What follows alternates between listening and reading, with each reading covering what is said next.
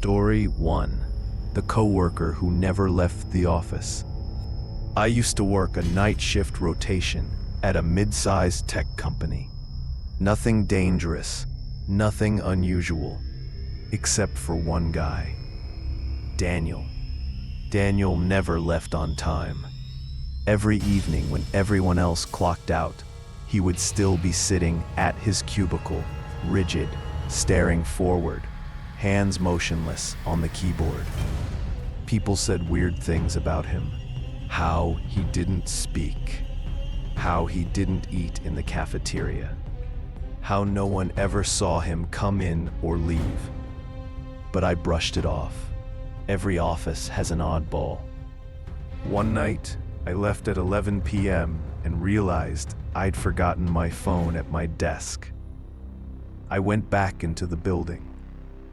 The office was pitch dark, except for one blue glow. Daniel's monitor. As I walked closer, I heard whispering. Not from the phone. Not from the monitor. From Daniel. But he wasn't talking to me.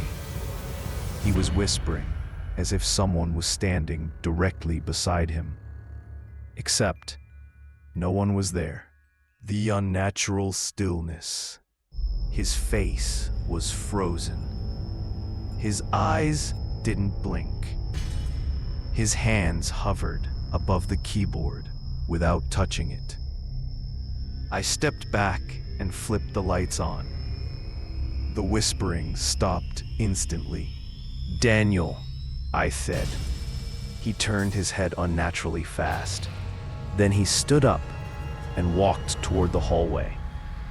But the hallway he entered was supposed to be locked after 9 p.m., secured with a magnetic door.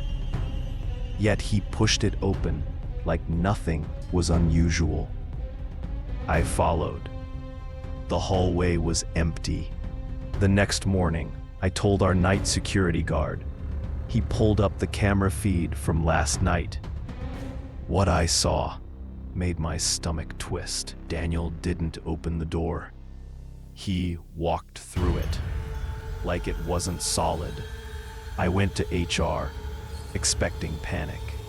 Instead, the HR manager stared at me confused. "That's impossible," she said. "Daniel hasn't worked here for 3 months." I told her that was wrong. I saw him every night. HR pulled up Daniel's file. He died in an accident in the office parking lot 3 months ago. The security guard later said the same thing. At night, sometimes cameras picked up a figure sitting at Daniel's cubicle, even though the cubicle was removed after his death. My last night at that job, I stayed behind the security desk. At exactly 12:14 a.m., camera 4, the old cubicle row lit up. Daniel was sitting there, facing the camera, not moving, not blinking, just staring.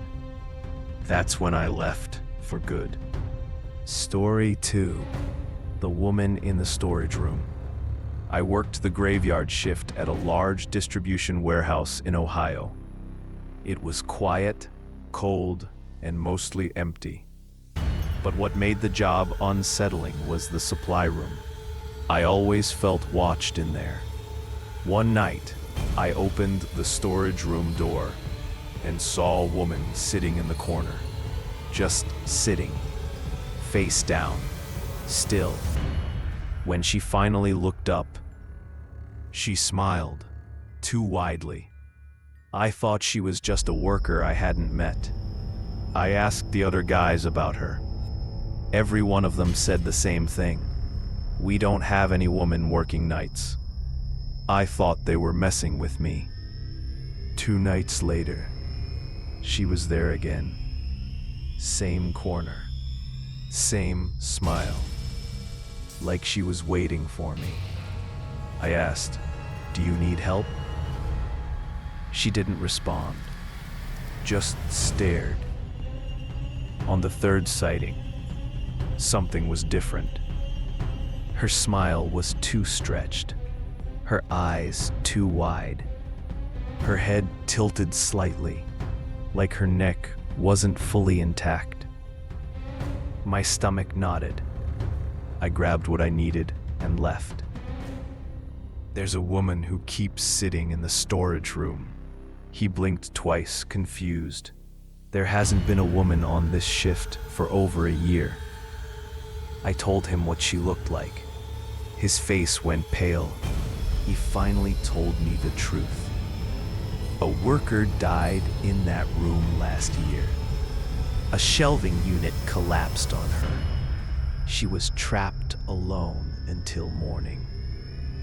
No one ever went in there after dark, except me. I decided to confront whatever it was. I opened the storage room. She wasn't in the corner anymore. She was standing directly in front of me, face inches from mine. Her head slowly tilted, bones cracking. Her smile ripped wider, unnaturally stretching as if her skin were splitting. She screamed a sound so sharp and piercing, I felt it vibrate in my spine. The lights flickered and went black. The next thing I remember, I was outside, the night guard shaking me awake. I quit the next morning. The supply room is permanently sealed now. But every few weeks, someone reports hearing a woman crying inside. Story 3. My manager's notebook. 2 years ago, I worked evenings at a small family restaurant.